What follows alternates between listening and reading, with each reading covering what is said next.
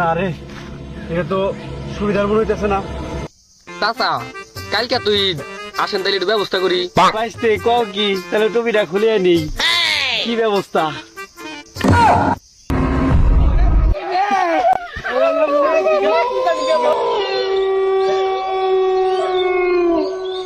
আমরা যে জঙ্গলে যা তাবুটা গারুম তার 10 মিটার মধ্যে কেউ যদি পায়খানা বা হাগু জাতীয় কোনো কিছু করে সেটা তার নিজ দায়িত্বে পরিষ্কার করতে হবে। হায় হায়, এ দেখি তোর ময়নার মায়ের থেকেও জঙ্গল ছোট।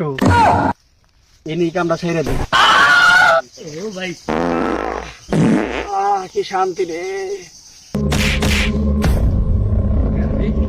যাতে দিল কেরা সুবিধা ঠিক আছে তো, তাড়াতাড়ি পানি করে চাপার কাছে